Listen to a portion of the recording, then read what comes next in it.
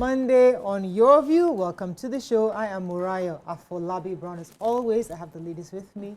Hello, Tokwe Makodige. How are you? I'm doing amazing. I had a very beautiful weekend, eventful weekend, but beautiful. I got to listen to, I went to Wealth Summit on Saturday, got to listen to Cosmos Maduka's story again. I think this is like the 5th time I'm hearing the story. A little Jara was added this time, but it's impressive what he's been able to achieve with primary 3 education, formal education, and the goal setting. Every time I listen, I leave there feeling like, I need to go and do more. I need to go and do more, you know. And to hear that he sets a 5-year goal at 18, that he was going to marry, he was going to have a house, he was going to be a millionaire, he was going to have a child. The only thing he did not do is God did not give him the child at the time he wanted it to, but every other thing was successful. And the sacrifices he had to make, you know, makes me feel like there is opportunity. Success leaves clues. Just keep following the clues. Tokwe, follow the clues, you get there. So that was highlights of my weekend. Oh yeah, I've done my hair, did my nails. Hair. It looks so nice on you. Thank you. Honestly. And you're getting to think. Yes. I don't think so. See, you see pot calling kettle black. I love the two of us. The way you have some little, you know, but well, you look beautiful though. Thank you. That's what I should have said. I'm feeling myself. Elijah, Nima, Akashat, Zabiri. How are you? Lushele. Early Monday morning.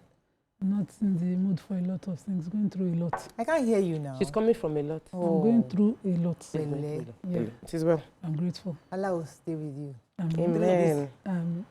It is well. Yeah. It is well. Hello, Mariam. How are you? I'm fine, thank you. I had a good weekend as well. And just coming back to Lagos and being in traffic, I was like, oh my goodness. You know, I love Lagos. I'm telling you, I love the life. But this traffic, it just can... Almost still. I'm telling you, you know, there are some of the struggles. I now realize that if I take out traffic, you know, life isn't as hard. It's just the traffic that just amplifies everything, makes you under pressure before you get anywhere and anything. But it was nice to be, to go out of town and hang out with a few friends. Yeah. Good to... I'm trying to remember what I did this weekend. Yeah, this weekend, I think I was primarily home, I believe. Like you should be recovering and resting. Yeah, no, I took the kids out. Yeah, because I was owing them, and they're always having these play dates and like I don't know how many other parents are going through this thing. They're constantly scheduling from one house to the next house. It's your turn, it's our turn, and then you have to buy stuff in the house for the kids to come. I love it. I enjoy it. It's just that it's a lot of pressure, you know, just to get the house ready. But yeah, so this weekend, Saturday, I took the kids out. I had promised them we're going to go out. So we went to the arcade, did some roller skating, spent quite a bit of money.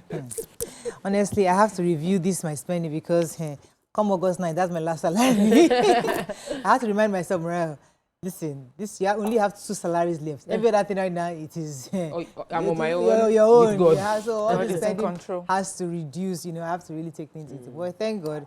Looking towards this week. So many things planned. I just love hope the that everything suits goes on. and the shirt. This suits. Everybody always like whenever I wear it. Yeah, thank you. Let's go on a very short break now. We'll come back. We'll look at the front pages of the papers. Stay with us. We'll be right back.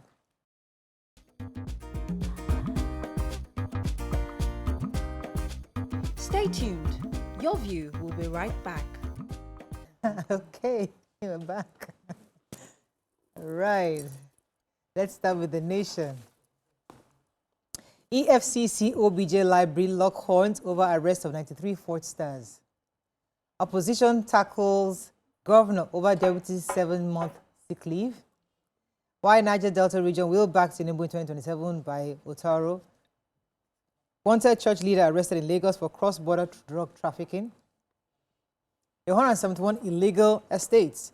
What government's action has cost us by developers. Fire me, I remain APC member in Ikiti. FIRS e-invoicing systems hit 5 trillion naira in early surge, and family fixes September 9th to 12th for Doyin Abiola's funeral. Okay, which story are we taking? Let's do major headline. So, yesterday, EFCC was trending for having carried out a raid somewhere in Ogun State. But this morning, the headline of the Nation says it was a sting operation in the early hours of Sunday, leading to the arrest of 93 suspected internet fraudsters, according to what the EFCC said. And the raid, according to the Nation, happened at the Olusegun Obasanjo Presidential Library in Abeokuta. And the agency said they had credible intelligence, and so they went there, and they were able to get about 93 arrests of 93 suspects, and they recovered 18 vehicles, mobile devices from the suspects. The management of the OOPL, that's the Olusegun Obasanjo Library, are, of course, protesting against this. According to their spokesperson, it says that they also interrupted the event that was happening, a private event that was happening at the amusement facility in the complex. And so within that complex, there are several other, event places. He said that the raid was carried out by 50 armed men from the EFCC, and they just went Gestapo on everybody that they raided, they destroyed, they interrupted, and they are insisting. They were led by one Olopade, and that they called him on the phone. He said that it was based on credible intelligence that they had about Yahoo people at the place, and that's why they went there. But the management, of course, is insisting that, number one, they need an explanation about these impudent actions from the EFCC, as well as a public apology from the EFCC authorities for the infringement of the rights and the rights of all attendees, and for the injuries sustained by victims of the gangster-like induced chaos that they came to do. And they said failure to do so, they will seek redress and sanction as appropriate. So we're waiting.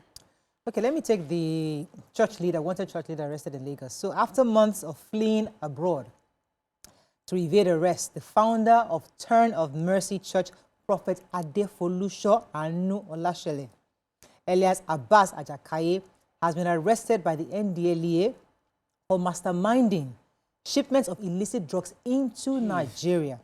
Director Media NDLEA, Mr. Femi Babafemi, broke the news yesterday. He said that the officers of the NDLEA had waited for him. Then let him finish his church service. He finished preaching in church, and then they stepped into the church premises to arrest him. Babafemi said that the arrest came after he had evaded arrest twice, fled to Ghana to hide since June, when operatives started trailing him following the shipment of Ghana Loud, a strain of cannabis linked to him. The spokesman said the first seizure of 200 kg of the psychoactive substance was made in Okunaja in Lekki, right here. Also, they saw 700 kg of the same substance was recovered by his delivery man in July. I mean, this is so. I was using the church to cover up his identity. Prophets now, they run. Hey, so I'm so happy that the Lord has caught up with him. I have the chairman of the Tertiary Education Trust Fund, that's TET Fund governing board, Aminu Masari, yesterday confirming that they had received 1.6 trillion naira for various interventions across tertiary institutions in the country. He said that the highest vote for, he described the fund as the highest vote for TET Fund in recent allocation. The funds accrued from the 3% education tax that had been imposed on company profits as stipulated by the TET Fund Act. He stated that 40% of the amount, representing 460 billion naira, was earmarked for interventions across tertiary institutions nationwide. For state-level interventions, 3 institutions were selected in each state: 1 university, 1 polytechnic, and 1 college of education to benefit.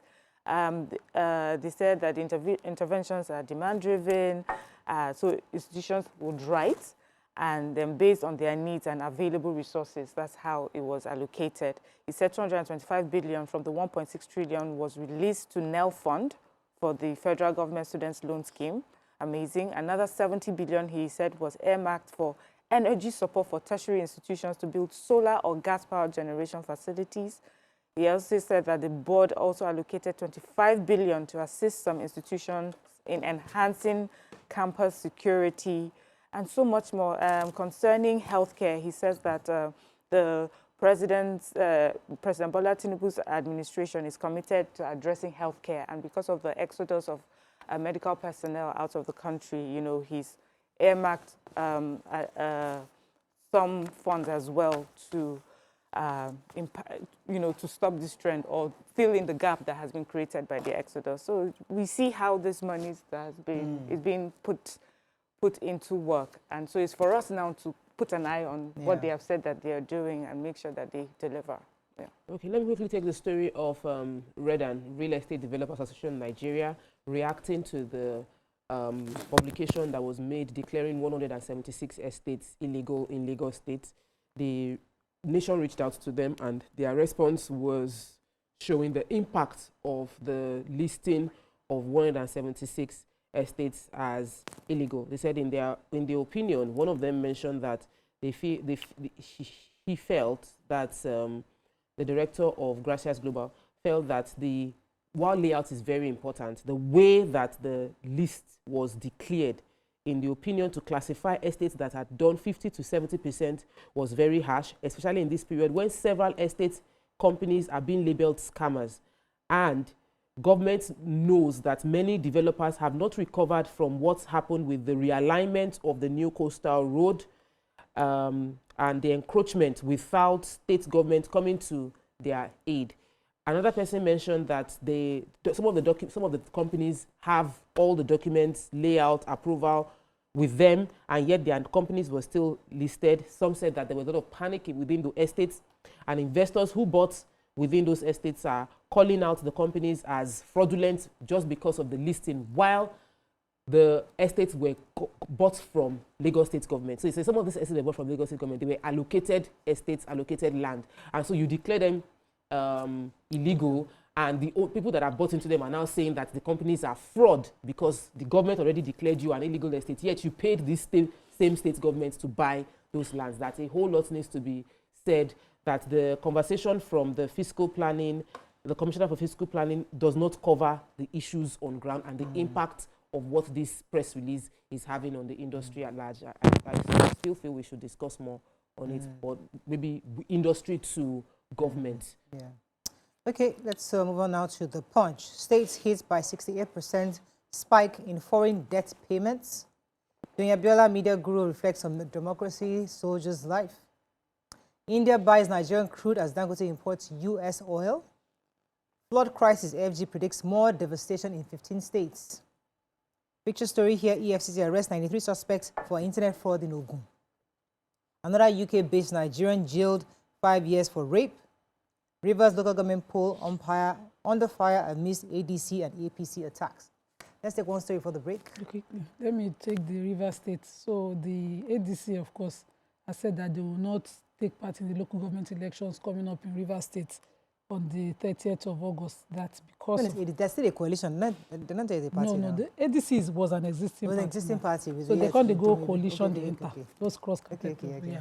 So they said they will not take part in the local government elections because, of course, they think that it is illegal of the sole administrator to carry out an election. You know, they think it's a clash of interest, according to them. And then the faction of the APC, loyal to Rotimi Amechi in the state, is also saying that INEC, the Rivers State Independent Electoral Commission, they are accusing them of running the business of the state with their own rules.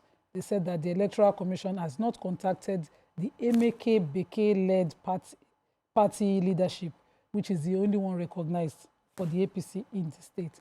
And the state publicity secretary of the ADC said at a news briefing that this administrator, Vice Admiral Ibok Ete Ibas, currently occupied the government house illegally and lacked constitutional powers to conduct any elections.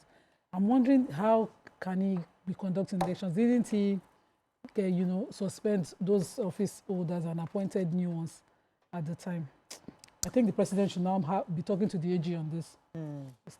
Okay, let's go on a very short break. When we come back, we continue with our review. Stay with us. We'll be right back.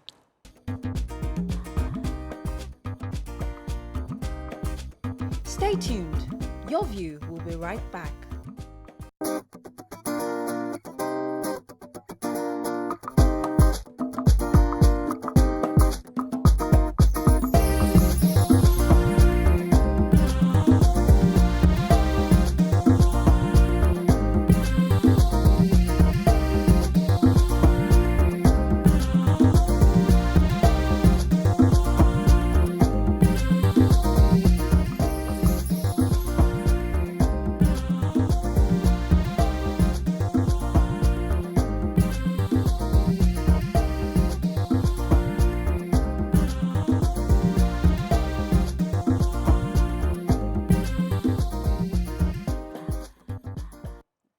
thanks for staying with us. We're still reviewing Punch. Who has the story? I have the major headline. Okay.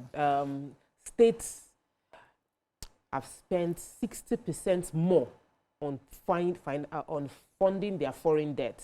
So the foreign debt payments has been ongoing. Many states have collected external debts obligation, and that the data from the first half of 2025 as compared to the first half of 2024 shows that there's been a sharp increase of 68% in repayment of debt. So they said the pressure is mounting because most of these debts, external debts, are dollar denominated.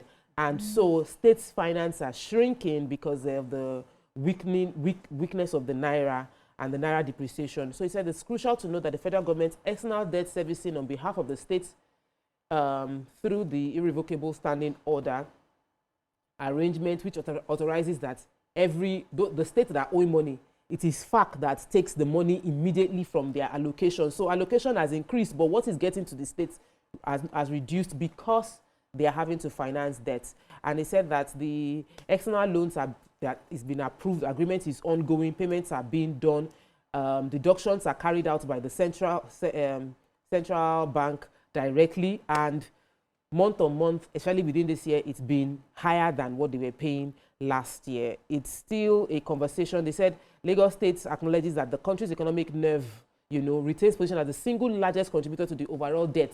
Like Lagos is owing the largest chunk of debt, but they are paying, and we're hoping that maybe if the Naira strengthens, it would reduce the burden of this debt that is being paid in dollars. Okay, I have a story. A 33-year-old Nigerian in the UK, let me get his name for you. Something Ogundipe, Segun Ogundipe, has been arrested for sexually assaulting and raping a British citizen in Gloucester. According to the story, this was just happening after somebody recently, I think it's Nosa Elvis, was also jailed for 6 years for sexually assaulting his girlfriend's underage daughter. Now, in this case of Segun Ogundipe, he met a girl to ask her out to date. They went out together, and then he took her to his house. According to her, she had gotten down to use the bathroom, and that's where he sexually assaulted her and raped her. And he told her to stop, obviously, he didn't stop. And then even while he was taking her home, he was still touching her and groping her, and while she was telling him to stop. So he's been sentenced to, I think, 5 years in jail for raping. And yeah. What's in the name of lack of self-control? What is the name of lack of Abuse. discipline? You know what I used to do in Nigeria here? And get away with it. You're just taking it somewhere now, you see. Consent. Consent. You must always wait for consent. I have a story. Punch? Yes. This says refineries in India are buying Nigerian crude while the country's Dangote petroleum refinery is largely running on American oil. So industry sources said that 1 million barrels of Nigeria Agbami crude oil has been bought by Indian oil corporations for the September delivery, and that this is amongst many more millions of barrels that India is buying from non-Russian sources. The story is also that the US had put pressure on India to stop purchasing from Russia. Of course, the Russia-Ukraine war. And so they are buying from Nigeria. But they're saying, ironically, while Indian refiners are boosting purchases of Nigerian grades, Dangote Petroleum Refinery is relying heavily on US imports to feed its processing units. Wow. They said an average of 10 million barrels in July, was what he got. And that this is in spite of the Naira for crude deal with the federal government. So the question is why, if he could just get it from here, why does he have to get all the way from the US? Meanwhile, India is getting our superior, crude and using it. So I guess question for all of us. Why? Okay. Daily Sun, 2027, Jonathan Peter Obi split PDP. FIRS begins EU invoicing electronic fiscal systems for taxpayers. Naira suffers 9.8 million later daily shortfall. Nigeria, actually, in petrol refining. Obasanjo threatens legal action against EFCC over alleged illegal invasion of the complex. Digital breaches push back accounts theft risk up to 56%. Rising debt deductions threatening state grassroots developments. Okay, which story are we doing, Daily Sun? Let me quickly do the Dangote and our petroleum business. So the Sun reports that Nigeria suffers 9.8 million liters daily shortfall in petrol refining. And the Dangote refinery says that they currently supply 40 million liters of petrol daily into the domestic market in Nigeria. And linking that, I think where Sun arrived at this is that the Chief Executive Officer of the Nigerian Midstream Downstream Petroleum Regulatory Authority recently disclosed that Nigeria's average petrol consumption had dropped to 49.8 million liters daily. So with 40 million, you just have the shortfall of 9.8 million liters. And so they said that they are now doing so much, according to the report, with imported fuel to cover the difference. But the NMDPR CEO is insisting that there's been a decline in petrol consumption in the country due to less driving. And so that shortfall does not interpret to, lack scarcity of that 9.8 million, but a drop in the consumption of 9.8 million. So for more details, you can read the song. Okay. FIRS has rolled out their e-invoicing for taxpayers.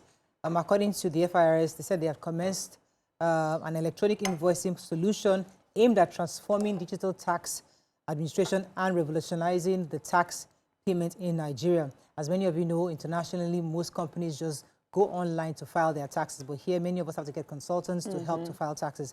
Now they're making it very easy. The system is known as merchant buyer model, designed to make tax compliance easier, faster, and more transparent for all categories of taxpayers. So Dari Adekombi, who is a special advisor to the chairman, Zach Adedeji, said that the solution went live August 1st.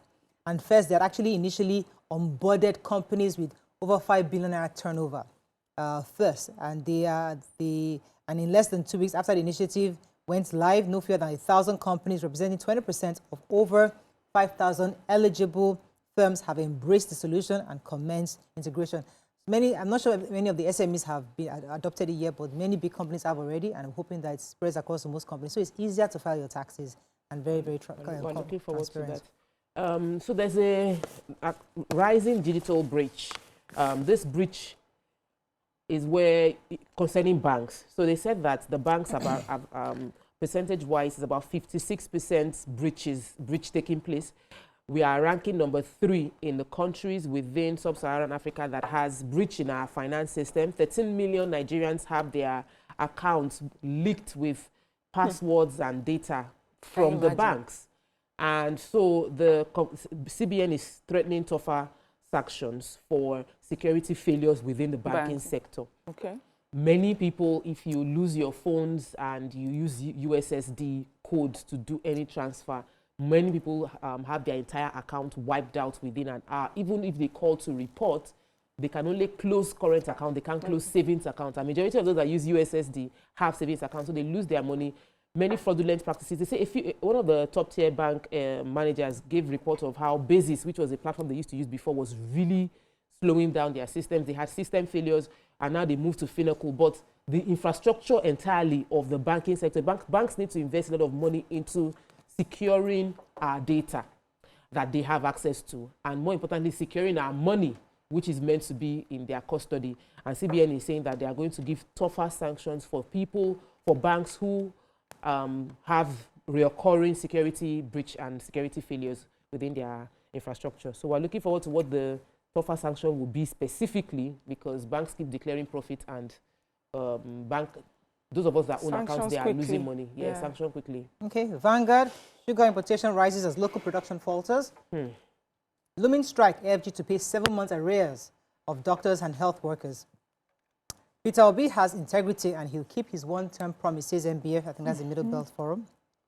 FG's fresh warning, states mobilized against flooding. Tax Reform Act will cripple our operations in 48 hours, says AON. And EERC moves to resolve the Enugu power outage. Okay, which story are we taking? Flooding. The federal government has forecast heavy rainfall over a 5-day period that will lead to flooding across 15 states in the north and 68 locations. So really, this is just an update, as we've been taking this story nearly every day. And they said the National Emergency Management Agency has said that a total of 140,228 people in 21 states have been affected by floods so far in 2025. So they're issuing out warnings. Names of all the areas that will be affected have been listed. It's a whole long list, so you have to go read that. And then if you fall in those areas, please, the warning is evacuate, use the necessary shelters that have been provided, for you during this period. Just keep safe, keep your lives. Your lives are really important. I understand for a lot of people, it's also their property. You can't take your house with you, but at least you can take your lives and some of the mobile properties with you until this 5-day rainfall period and the flood period is over. Okay. Can I do the ERC? Please. So the Enugu State Regulatory Commission has issued a statement. They said, sequel to the public announcement from Main Power, which stated that the EEDC, that's the Enugu State Electricity Distribution Company, its parent company, directed the curtailing of power supply to Band B to e-feeders and the challenges in vending being experienced by customers in Enugu State.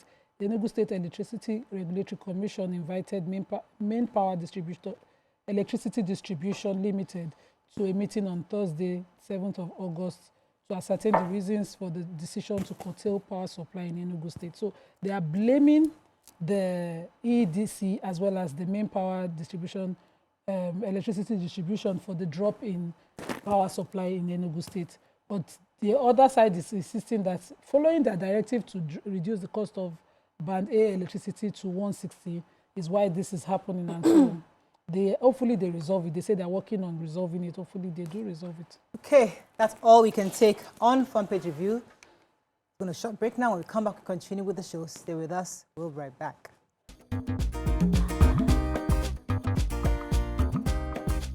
Stay tuned. Your View will be right back.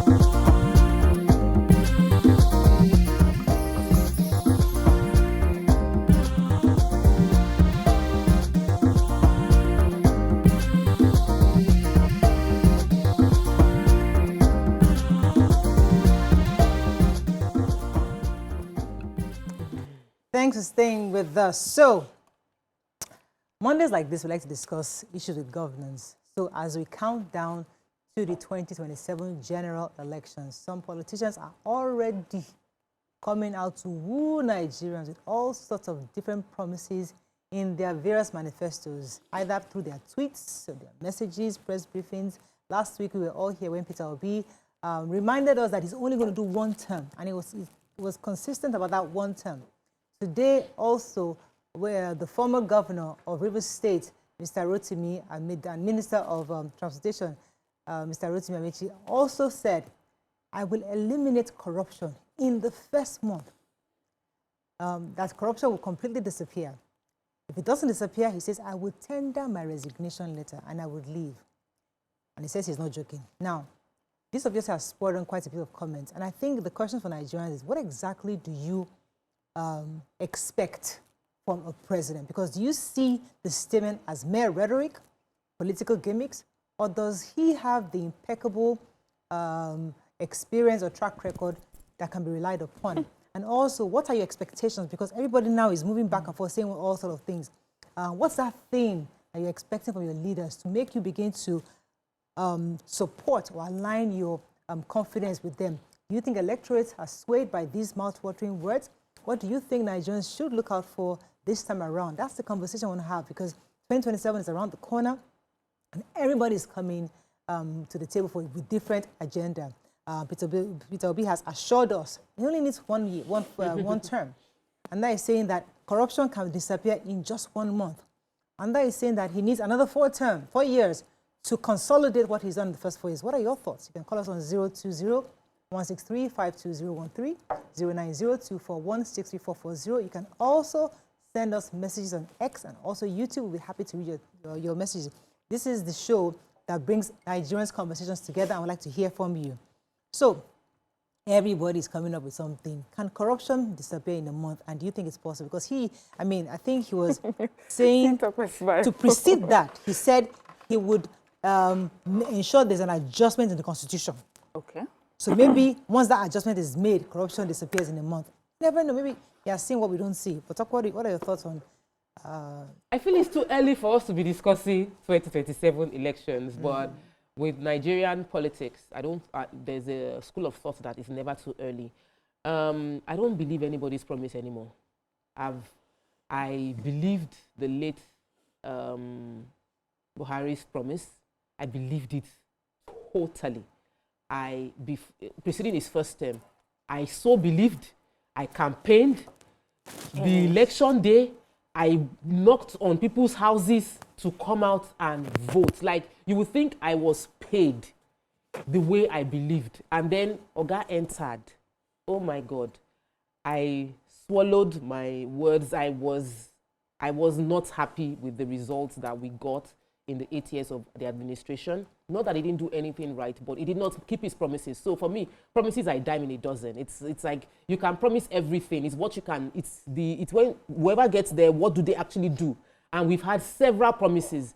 Funny enough, of all our presidents since this democracy, the only one that has kept promises is even this one that said, "I will remove subsidy." He removed subsidy. We'll float naira, because actually said everybody said they were going to do it. So he did it. I'll put young people, we're saying young people. Yeah, I'll put young people. So for me, if you are making promises right now, I'm just like, but today, that's my thought. Like, you've come again.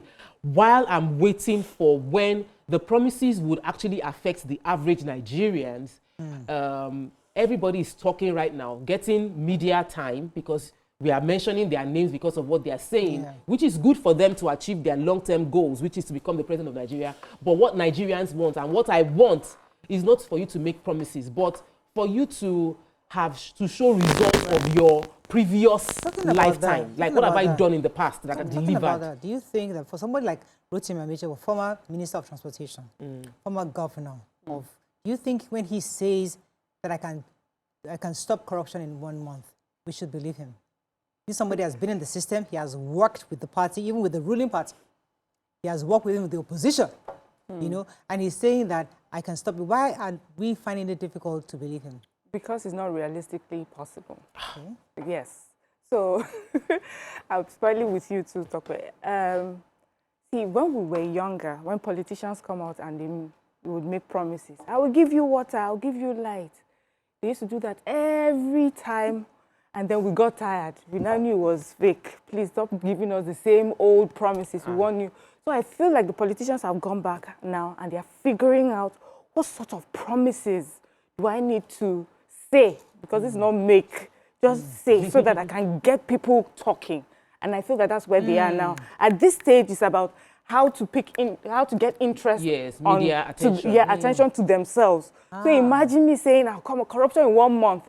Good or bad press, you're going to get press. Yes. You're going to have people talking. Is it possible? It's not possible. That's and then Rotimi Amechi's name will just be dropped in the middle of all this conversation. I believe that's what it is, because it is not realistic in any sense of the word.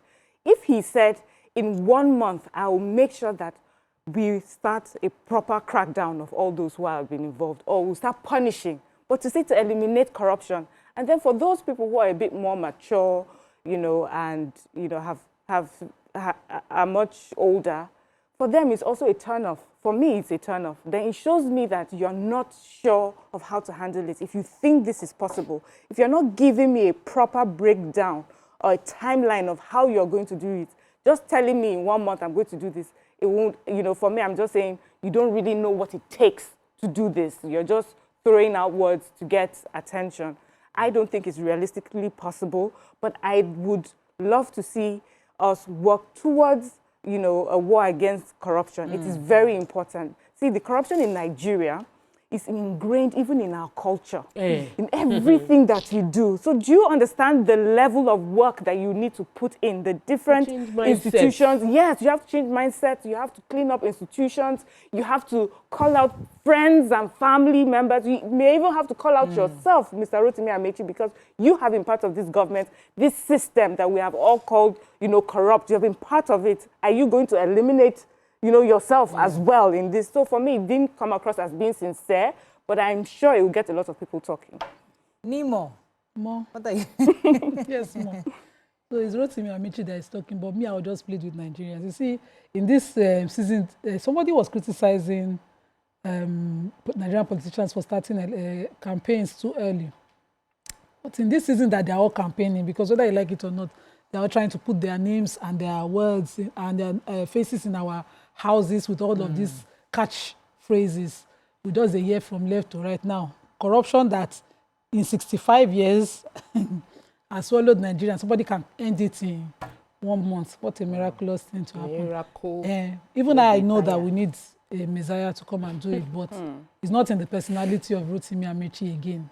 Two-time governor, House of Assembly Speaker, Minister for Transport for 8 years. Don't take for office. State House of Assembly. Okay, Yes, he was a speaker for the River State House of Assembly before he became governor. He stayed 2 terms. He left there. He went to become minister. He stayed 2 terms as well. And he has the power to end corruption in 1 month. And he did not advise his principal on how to end it. There's certainly nothing that he's saying that he can do. So Nigerians should start looking at and searching for the clowns where they are and take them for the gestures that they do. Because how do you come and belittle things that, you know, plague our homes and worries our lives like this? The reason why things are unnecessarily expensive, of course, is corruption. Things are the way they are is corruption. We see the lifestyle of these politicians, and so young boys think, Yahoo is the way.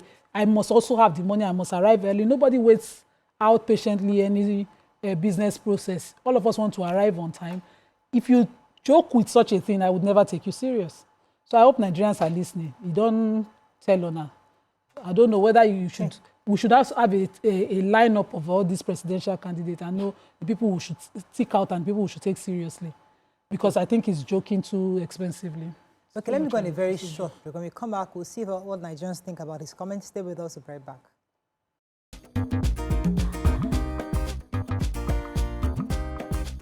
Stay tuned. Your View will be right back.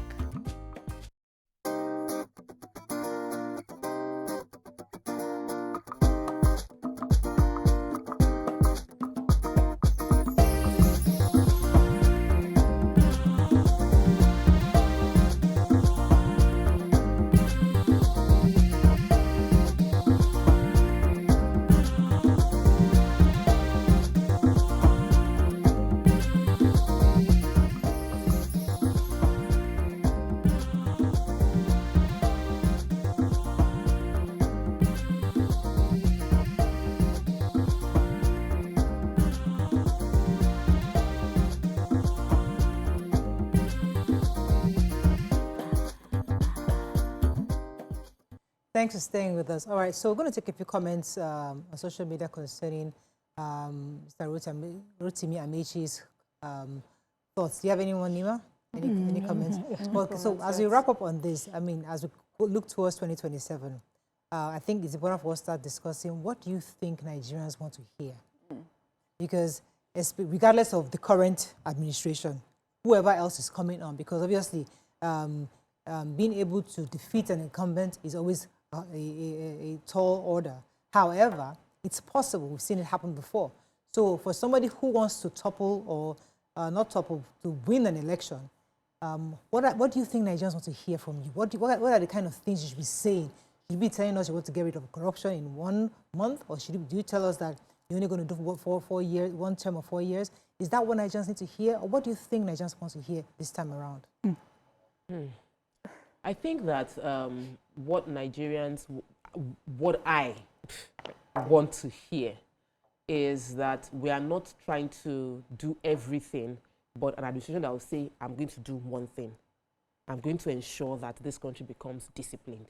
I know that we will not see it as oh, I want to fight corruption, I'm going to do this one. But if we can create a disciplined system, the corruption will be dealt with.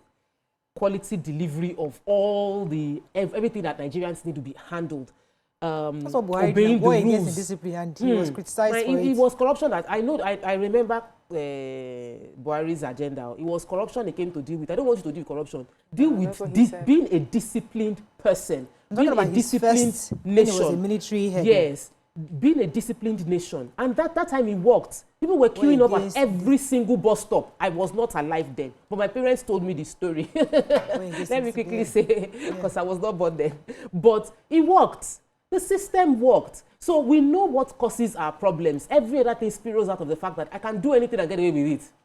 A lot of people know, if you know who I am, I will slap you, I will kill you and get away with it. We've heard it on tape and nothing happens. That indiscipline will make that poor small child who just heard it as a 5-year-old child say, no matter what happens, I won't be poor. I will do anything, so I'm also powerful and I can easily brag this brag. So for you as a Nigerian, what is paramount is somebody, a leader coming in to say, we need to have discipline. I'm going to set an agenda for discipline across all stratas of society. Traffic lights, discipline, justice system, every system that we currently have is abused because there's indiscipline. So don't tell me about economy, don't tell me about security. Because whatever you say will not work. Everything right now is about how we're going to be disciplined to consolidate whatever we have. Okay, Nima, what would you as a Nigerian like to hear a leader tell you? They should not bother telling me anything. I'll just be looking at their actions and predicting, you know, how they live and see what examples they set. Don't tell me anything. The little I know about you, I'll reach my conclusions. Because you see, when they come and they tell you what you want to hear, let's go to chapter 2 of the Constitution, pick, you know, some of the sections and make them manifesto and then tell Nigerians what they think they need to hear. You know this hunger that they have been shouting? They've been telling it to Nigerians to make it their reality. Even the places where, you know, there's no such situation, they amplify it to make it Nigerians' reality. They come and say, no, corruption is the issue. And I'm wondering, this person that I have never seen on a queue, not even trending for any reason in this country, for any reason, I have never seen. So how do you want to come and explain to me that you are not a beneficiary of corruption itself? You know, and so okay, really, let me take at this call. time. Good morning. Thanks for calling. You're live. Good morning. Good morning, sir. Hello? Go ahead. You're live. Okay, good morning. Mr. Fayoshe, yes, go ahead. I am calling from Obaole. I'm Fayoshe, calling from Obaole, Lagos. Okay. Yes. Go ahead, sir. First of all, let me start with the Peter Obi, who made who is recommending a single term of 5 years for presidency. I think I agree with him, because this exercise of you enter for 4 years, even in the first 2 years, you are planning, or the third year, you are planning for re-election or things like that. So it's a waste of resources. So I think that should go down to even the governorship election. So not only that of the presidency. So it should also go down to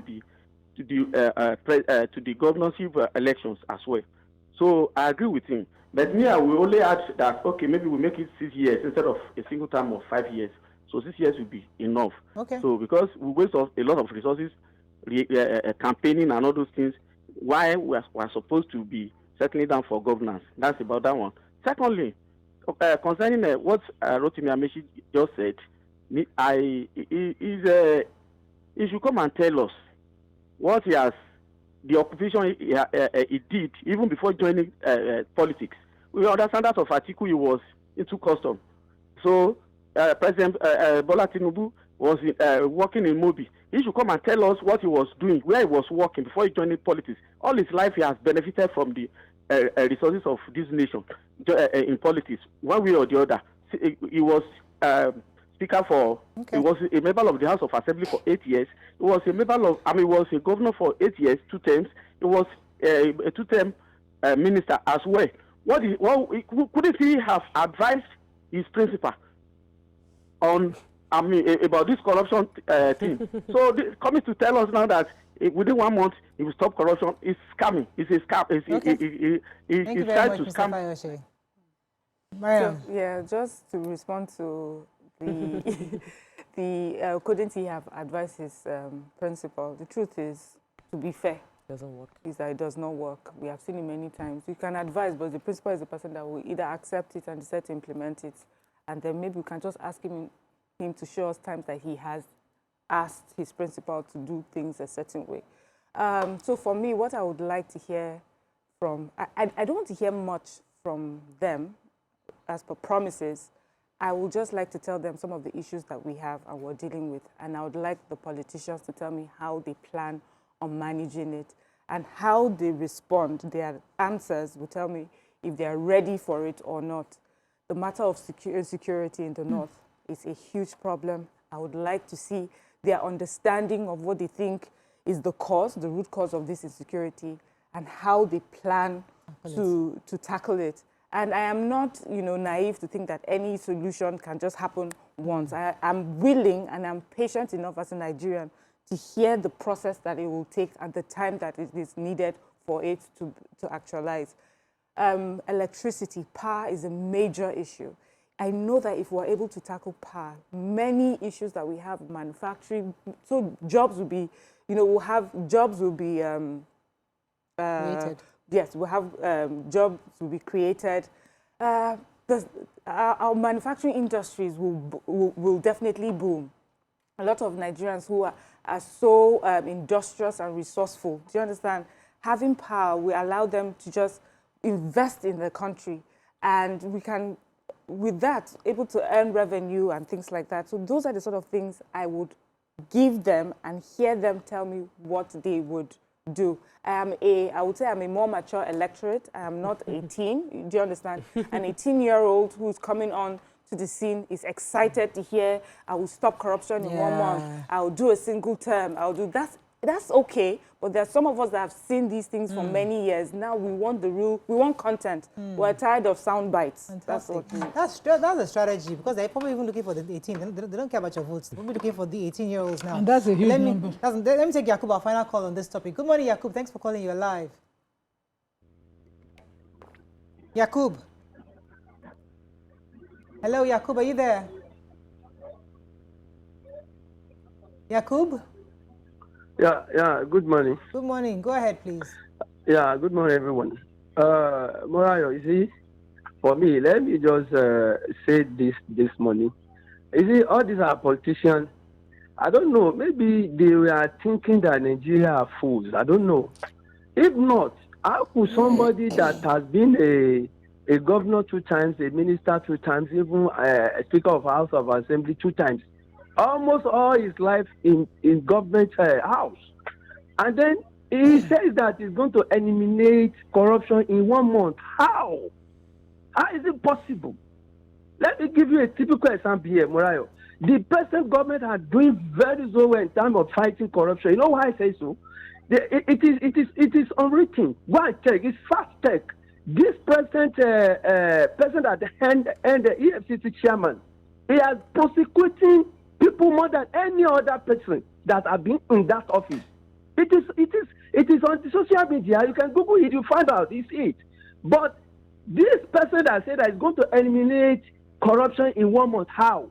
Another example I want to give you this, because Nigeria, even ordinary masses, if you go into the market, you will know that this corruption of the thing, it's only people that had political offices alone.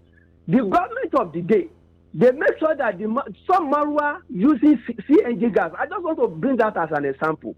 And then before they give them, they did that for them free of charge, though. And then before they did that, there are some places they carried the passenger like 500 naira. And then the CNG gas that you are using, it is not petrol.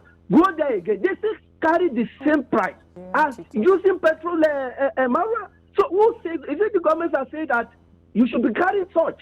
And then how the government is going to monitor it, it is very difficult. Okay. If you not tell us it's going to fight corruption in 1 month, how is it going to, you forget you are using law in this country, and then as you are planning to fight it, eradicate it in 1 month, some people will take it to court. That is what President Muhammadu Buhari they thought, that when he came in, he will fight corruption head on. And then he got there, he found out that it's very difficult. Yeah. Abba, don't you very much, Jacob. Good morning.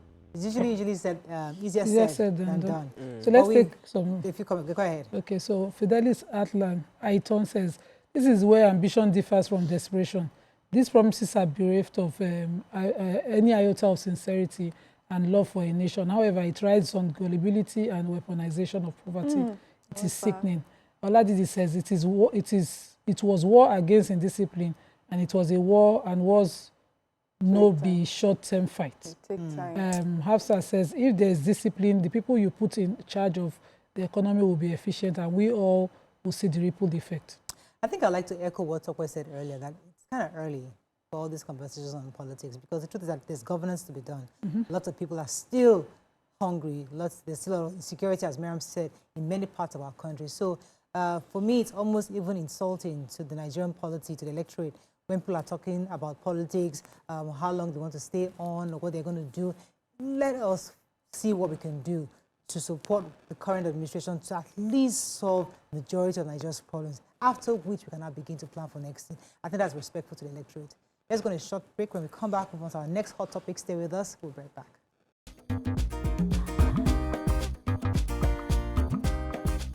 Stay tuned. Your View will be right back.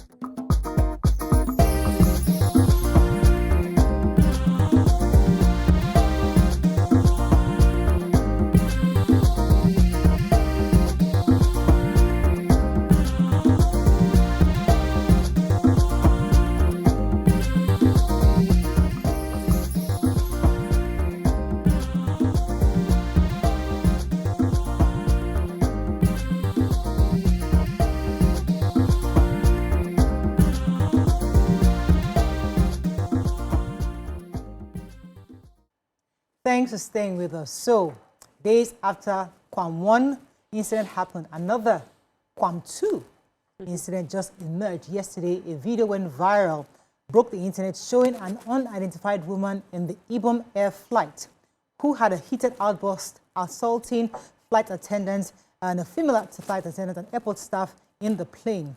The video emerged where she was seen being bundled out of the airline. As we await the full details of what transpired, it's essential for us to consider some of the available evidences we can see from the videos. What are your thoughts on this incident that happened? As I said, we don't have the full details just yet, but in the meantime, we can look over the videos we have. Some have also defined it as a Kwamish behavior of I think it was Mariam that christened it Kwamish, because what is a Kwamish behavior? Is a behavior that passengers exert when there's an altercation between them and flight attendants or airport officials. Yeah, I guess dictionary can handle that. So something Kwamish. When you go to the plane or to the airport and people are misbehaving, they're acting very Kwamish. Yes. Please relax. Anyways, coming back to the incident. So we saw a young girl assaulting a flight attendant. She was saying that she's slapping me. Eventually, another video emerged where she was bundled out and her shirt was ripped apart, seeing her on her nakedness. And then we saw her outside also assaulting other airport officials. As I said, we don't know what led to this, because in every story, something must have led to this. All we see is the recording of the outburst. So we'll take this from the outburst.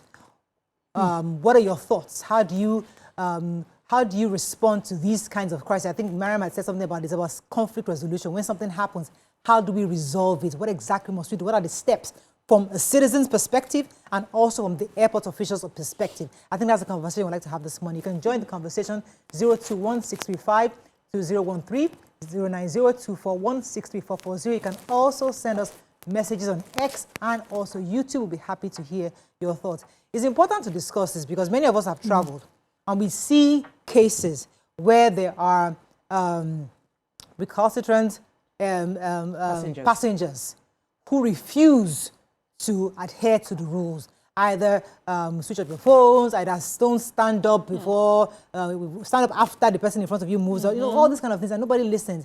We see them both locally and internationally, across, not just Nigerians. So how do you think we should behave going forward? Would like to go first? Well, please, let me state from the Director of Public Affairs and Consumer Protection at the NCA's Twitter page, where he established what most likely happened. He said this is a very wrong behavior. It is misleading and enables unruly behavior. And he says, if you're reading this tweet, please listen, obey cabin crew always, not sometimes, always. Then he went to another tweet and says, when cabin crew ask you to turn off your phone before takeoff or landing, simply comply. I can't understand why simple routine issues would lead to incidents like this. Passengers need to understand that they have responsibilities, not just rights. We will address this after more details become clearer by tomorrow. And then he added, he attached 4 angles of the videos of this lady and what most likely happened, except the one that we saw. Except the additional one. So there's a 5th video, sir, which he did not add. And so I want to believe that from what he said, an altercation happened when a cabin crew tried to force the passenger to switch off their phone before landing, because the flight was from Uyo to Lagos and they were already in Lagos.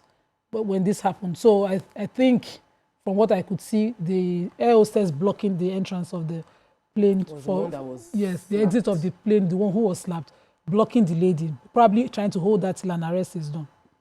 And so that was what must have led to what.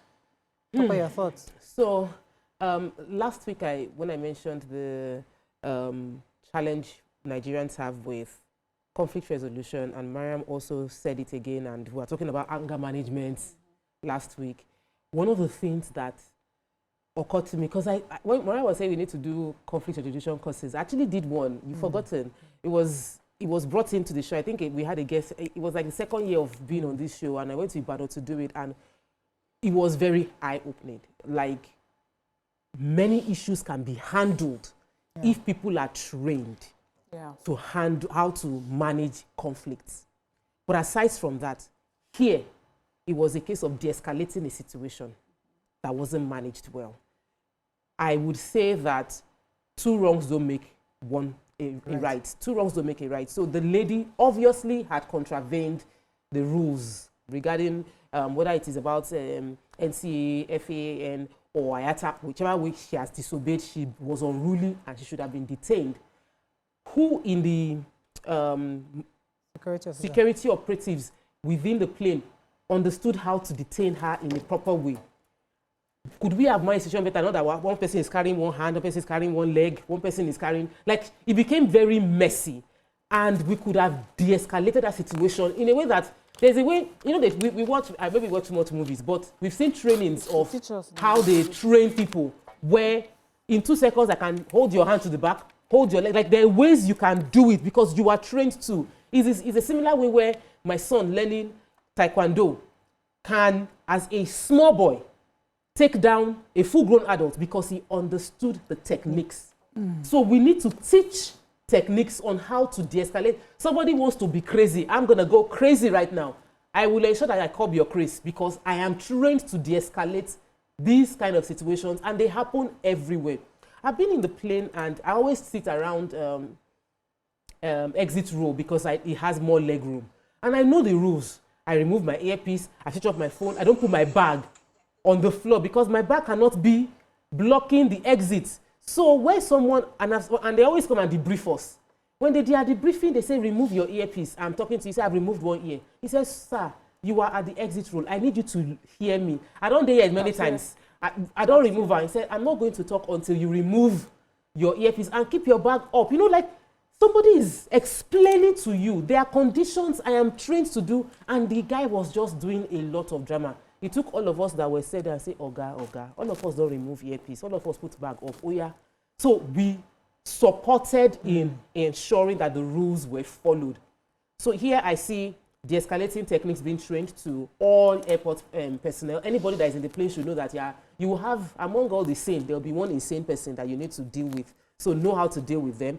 Number 2 is, I see girls go to travel, and it's like they have a mission. The mission is to go and find boyfriend inside plane. Because I have seen some outfits that I'm like, do you understand what happened? Like, this can happen inside a plane. The lady's outfit was very travel worthy. It was a travel outfit, and in a little drama, it ripped off. Not that she was expecting it to rip off, but me, I traveled like, you know, the way as a young girl growing up, when you wear outfits, you wear leggings under. because if anything happens, you can run.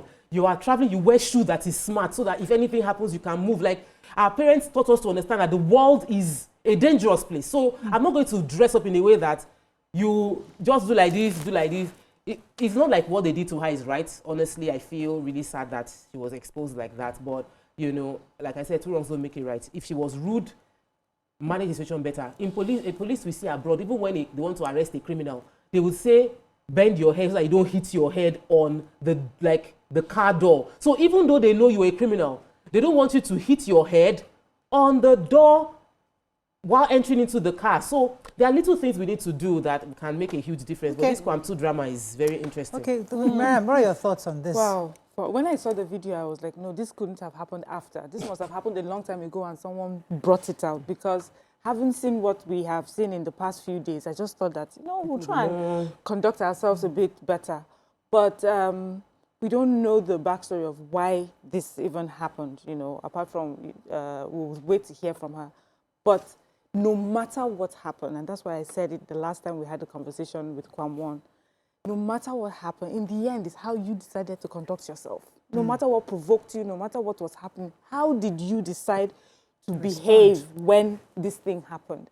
And obviously, yet again, I'm seeing the perpetrator or the victim, the security people, everyone played a role in how they just made the thing a big issue. So one, for the lady, you're pushing another adult, you're pushing her head. Like, why?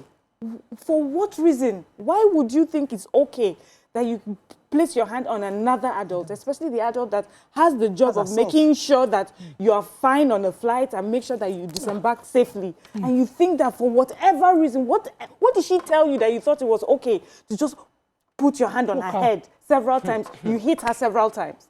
That's one. Secondly, and I use the opportunity to also thank her for not retaliating, because there's a Nigerian attitude I'm seeing a lot of now, which is, I will give you back. You know, we say it and then we feel proud of ourselves. The truth is, nothing happens in isolation. If we stop that idea of having a bigger person, we will get here, where we all become animals. So we have never really respected the bigger person in Nigeria. Because we feel that is the mumu. That's the mumu. But a lot of you people have peace of mind today. You're enjoying sanity today because somebody in your life decided to be a bigger person. And as a society, if we stop acknowledging and respecting the bigger person who has decided to look at the big picture and take the L at that time, if we stop respecting that, this is what will happen. Everybody will fight everyone. That, for me, is the 101 of conflict resolution. Someone will take the L for the bigger picture. And then the system now has to recognize that this person has done the right thing and find a way to punish it. The reason why people have stopped becoming bigger persons is that when I've done it, everybody moves on. The badly behaved person also gets away with it and thinks that, you know, this is who I am, this is how I behave, so I'll go from one place to the other, misbehaving until you meet someone who's just like you and everywhere scatters. Now, the way she was dragged out, to be fair on the people who were handling her arrest, it's not everybody that will allow themselves to be arrested. Some people are just quite unruly. They will resist arrest in whatever form. We have seen downfall drivers take off all their clothes and stand naked so that the police will not around. So I think the training has to be, don't expect that everybody is a normal person, especially in Nigeria. Prepare for the worst. If this person acts a certain way, make sure the person is cuffed right on the aircraft before you bring the person up, because they were dragging on her dress. And to look at, for me, I didn't think she was dressing appropriately, because it looked like a proper thing that she had clipped on. Maybe in dragging her, they pulled it off her, and she also had a jacket. So there has to be a way to do it in a way that before you take her out, you know, maybe cuff her. Usually when you cuff them, you know, it humbles them a bit, and then you bring that person out. This one, she was held, and then she was now running around, attacking whatever. What she was doing in Hausa, they call it boring kunya. When you have embarrassed yourself so much, you just think, let's just keep misbehaving. Yeah, let's Chris finish is what she kept Let me take this call from Idowu. Thanks for calling. You're live. Good morning, Idowu. Right. First to start with, Madam Mrs. MORAYO, I want to say I still remember when I won your autograph book through the Teddy Baby Face, and that's how I started watching you over time, and I've been inspired at how you carried yourself. And I just wanted you to know that although you have resigned, your impact is still being felt. Thank you so So much. that being said, I want to say that air travel isn't about just moving people. It's about protecting their dignity, and in the process, one incident like this can damage the trust in an entire airline. The real question for me now would be that what systems are in place to prevent such escalations even before they happen? So it drives us back to standard operating procedures. It drives us to safety, right? And it also drives us to training of personnel as to how they carry out their day-to-day activity. You cannot assume that everybody that is on the plane is sane.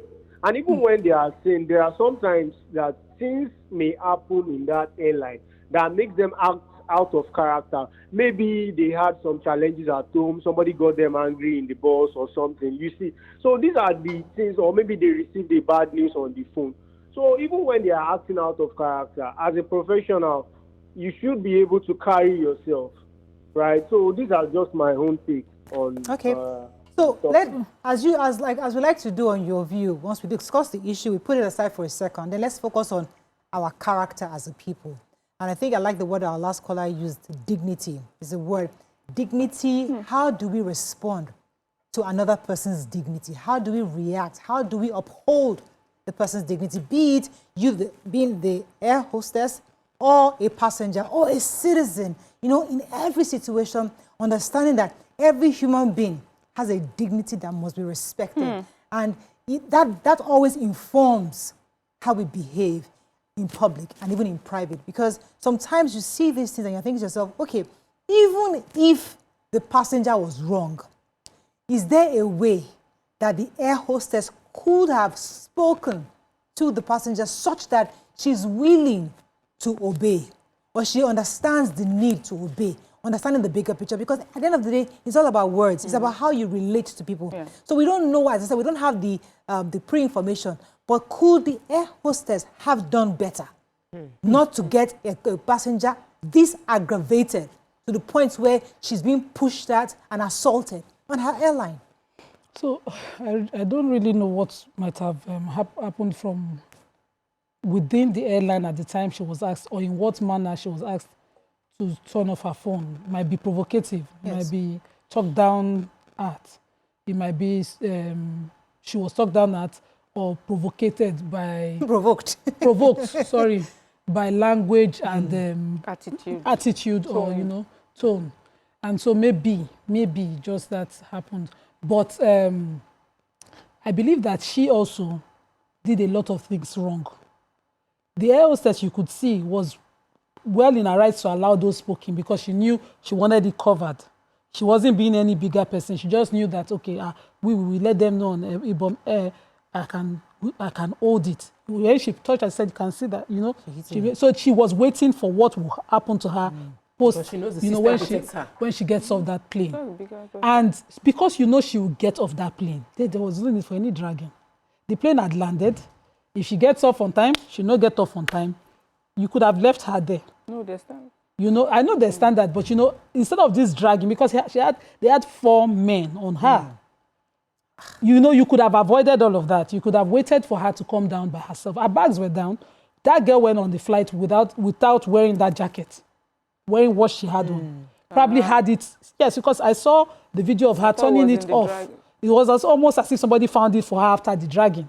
She was the one turning it, you know, in out to be able to wear it, and she wore it on ground, Okay, I thought it was taken off her. No, she didn't take it off. She had to use it to post the whole thing. So I'm wondering, is there no other way that, you know, she could have gotten off that flight before? Because an arrest will be done whatever way. The airport is wide enough for an arrest to be done peacefully. Let me say she wanted to run up and down now. She will have to come out through the gates, get her luggage. You know, things could have been done better. But it was done like this. Let me go on a break, because I really want us to address general travel ethics and ethical behavior with Nigerians. We actually need to discuss it. Although, as I said, it's not a Nigerian thing. because we see this all around the world. However, what are the ethics of safe travel? And I think that's what I'd like to discuss after the break. Stay with us, we'll be right back.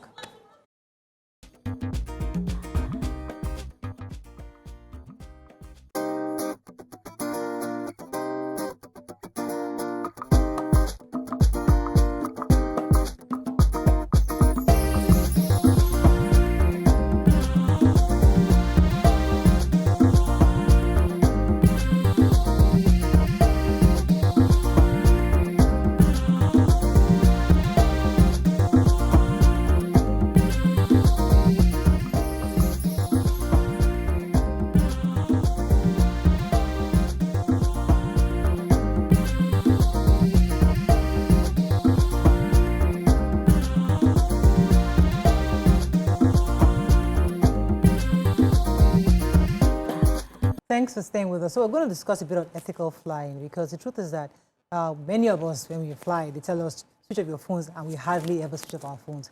Many don't. Some put it on airplane mode. Others hide the phone somewhere so that they don't see it. So the truth is that, I mean, this issue of switching off has been debated in a lot of fora where people are saying it doesn't really affect the communication. Why are they always insisting that we switch off our phones? These are things that people have debated over time. But in that situation, what do you think we as a people can begin to do when we are giving instructions? There are a few instructions that we are familiar with. Number one, switch off your phone. Number two, wait your turn when it's time to disembark.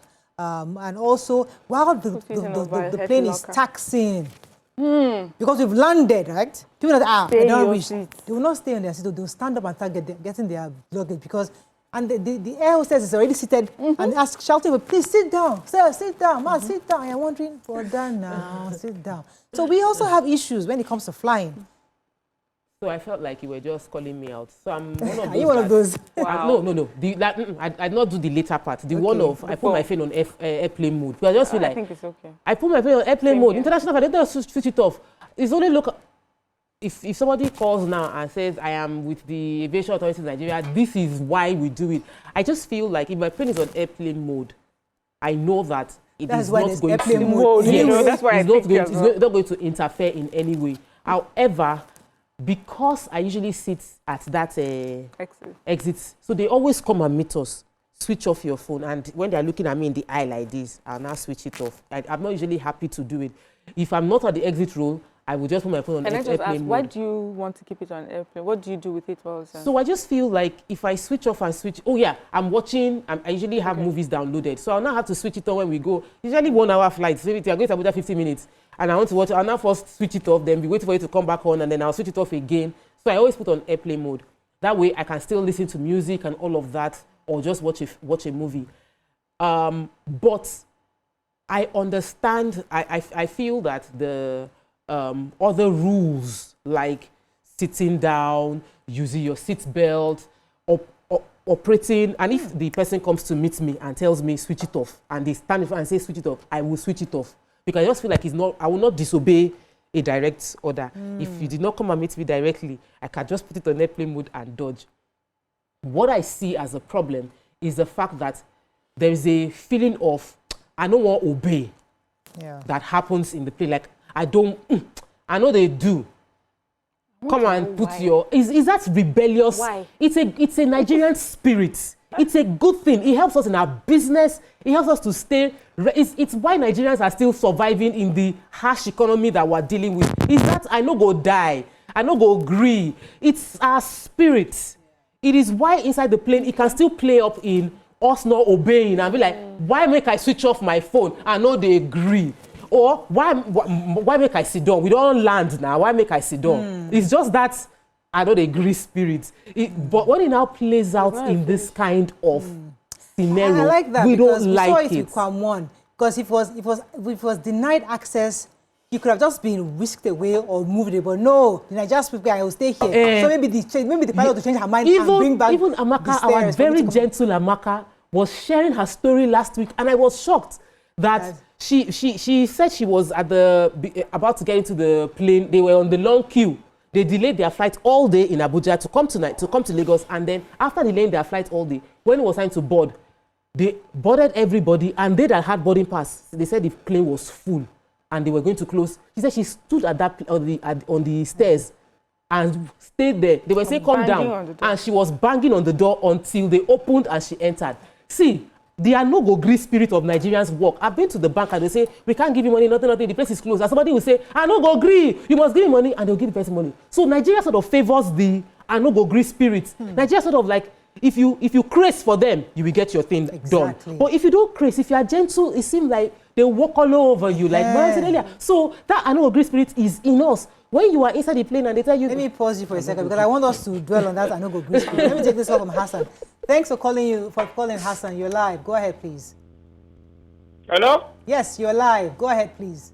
Hello, good morning, Morayo. Good morning, sir. You by the phone call of another person, you confirm my fears that you have resigned. Well, I wish you the very best in whatever you are setting out to do. Amen. I know, God willing, you are a winner, and our prayers will always be with you. Thank you for assembling a wonderful team. Yes. We are all proud of the ladies you have assembled. Thank you. And I'm suggesting that Mariam, the writer, should do a biography on you. You need to read her book. She has written hers. Thank you, Hassan. Okay, that's it? Okay. Yes, Hassan. Okay. So we're talking about that resilience, because we saw it in Kwamo. People say, does he think it's downfall? Because you believe that I can get on this flight. What is going on? You stay there. You stay put because somehow you might be able to get through to the pilot to reconsider and open up the stairs for you to come upstairs. You know, and believe that, I am Kwamon. So in this situation, we don't know what happened. I think we should but there's a possibility. Mix I have a response. So the reason, so I'm just saying that resilience, where it's our behavior. It's not resilient. You think it's not resilient? No, that's not resilient. It's misbehavior. You see the same.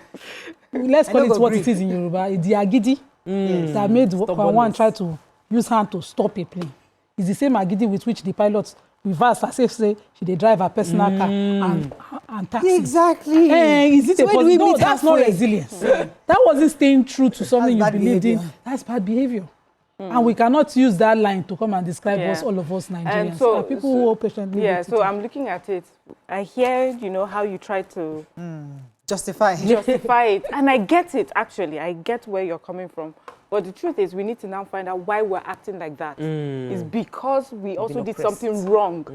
People who have always done right, as you said, just lose completely. Then those who have the no-go-gree are rewarded. And so everyone has decided, okay, I'm going to act like this. So that's why when you're in traffic, someone takes a one-way or whatever, gets away with it, and you, that you're on the queue, somehow the officials will come and stop you and fine you for different things. And you're like, but I'm the one doing the right thing, and this person is doing the wrong thing. So as I said, nothing happens in isolation.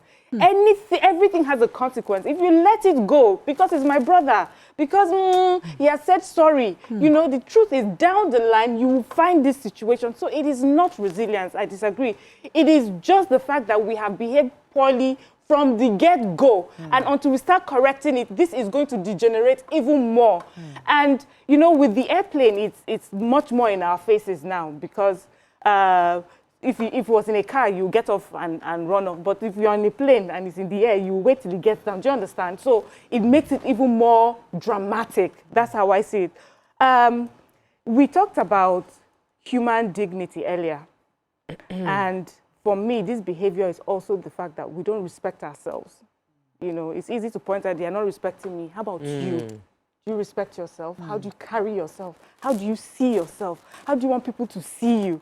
When you leave a place, how do you want them to describe you?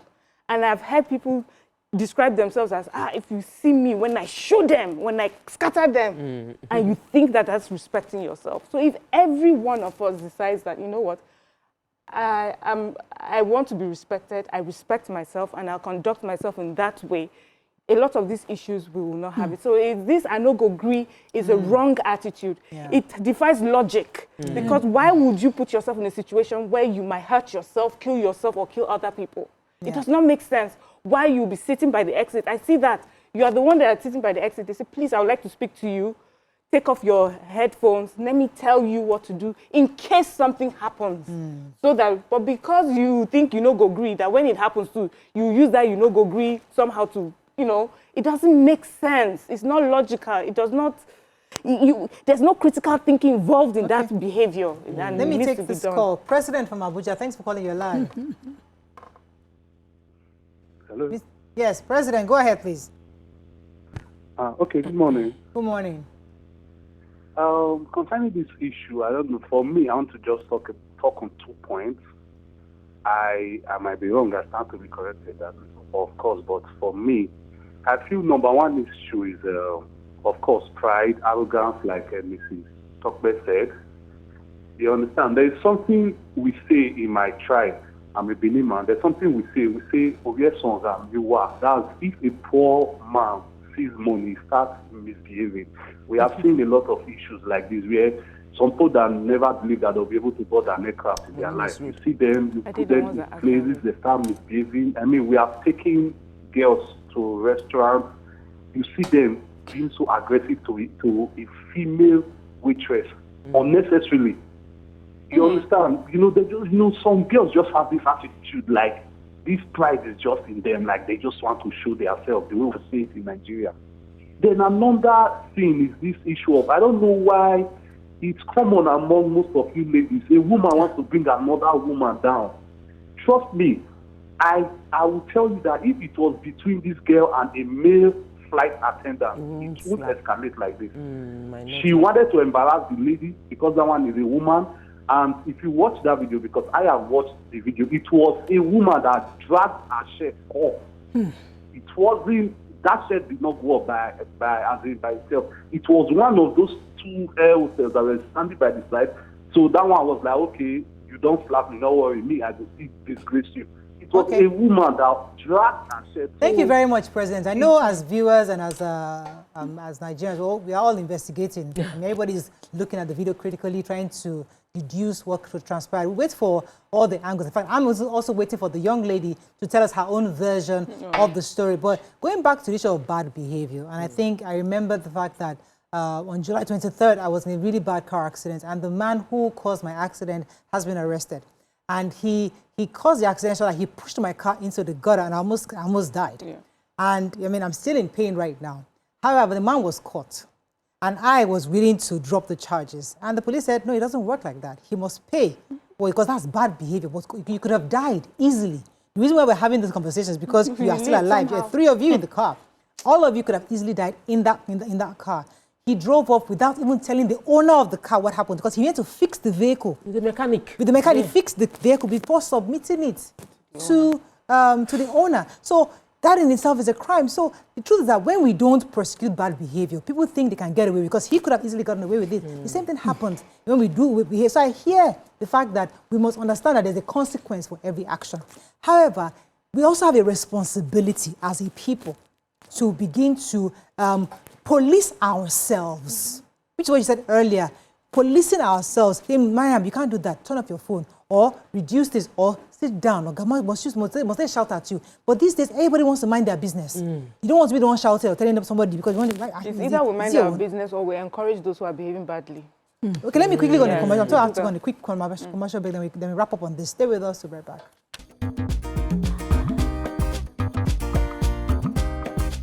Stay tuned. Your View will be right back.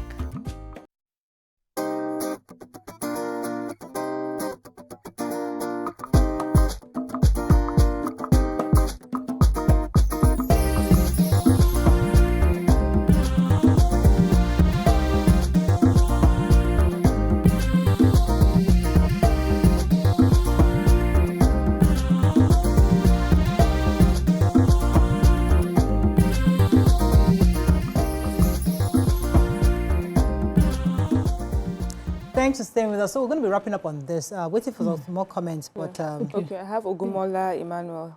He says, conflict resolution doesn't entirely mean de-escalation. Sometimes switching up can be the best way to go.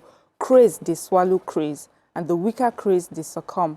Like you say, resolution of conflict is a technique and can be dynamic. Okay, Michael Balisa says, Amaka's case is different too. She was acting within her right. It was a case of being taken for granted. And then Asa says, thank you for clarifying. Even though no excuse for unruly behavior, it's even worse when one is on the wrong side. My most humble moment is when I'm caught doing the wrong thing. I wanted to quickly Thank talk when you you. were talking My about most humble. this bigger person thing, because we can't just raise kids who are only bigger persons and they are not prepared for what is out there in the world.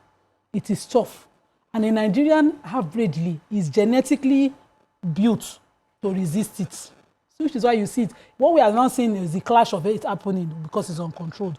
We must raise our kids to know they have that power, to reserve it for when craze need to, because we're laughing when craze need to match craze, but reserve it. Don't lose it completely.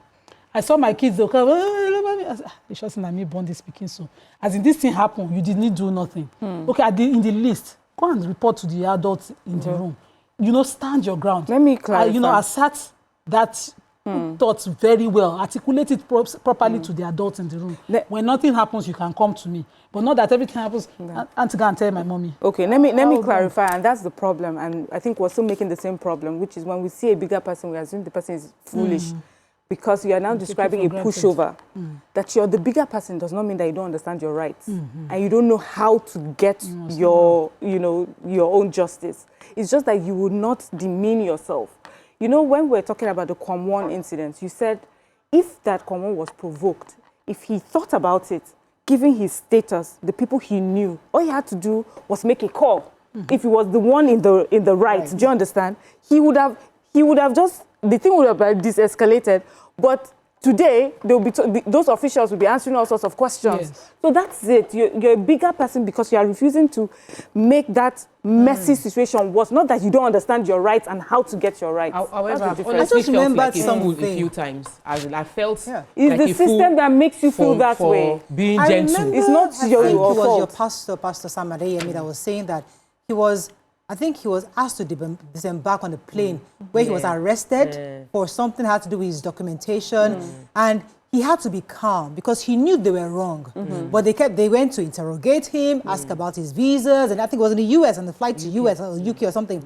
And then he had to step down. Then he allowed the law to take his course. He didn't resist arrest because saying, I have my visa, I have everything. No, he allowed them to allow him to come down, and he came down, he answered their questions. It was eventually, I think after a day or so, they apologized to him for what happened because he had respect for himself, his brand, what he carried, because he could have been very messy. He could have resisted and said, no, do you know who I am? I am Pastor Samere, I am the speaker, global speaker. You know, he could have said that, but he didn't. He allowed them. So sometimes it's also respect for yourself and respect for the institution. Because Samadeyemi respects the institution abroad. You could have now Kwamwon respect the institution of the NCAA, of the FAA, of the in Nigeria, where they are giving him insisting that he comes down the plane and discuss what he had on his hand. Was that enough respect for the institution? And to add to that also is the story you just gave about Sam Adeyemi is that in that country they understood. You know, he knew in the end he will get justice. So the reason now we have a lot of people just acting is that now we need to talk to the institutions, we need to talk to our country, we need to talk to our government, we need to talk to our society. When people behave right, make sure that you give them their fair rights, please. Don't allow someone who has decided to not escalate the situation or behave badly, get away, leave and get nothing for it. Because we had someone who called us on the day as well and said he was asked to disembark a plane because they insisted that he should put his luggage in, what do you call it? Check-in. And he didn't have proper security on it. And he got down, and till today, even though he's made complaints, no compensation, nothing was done, and he was in his right.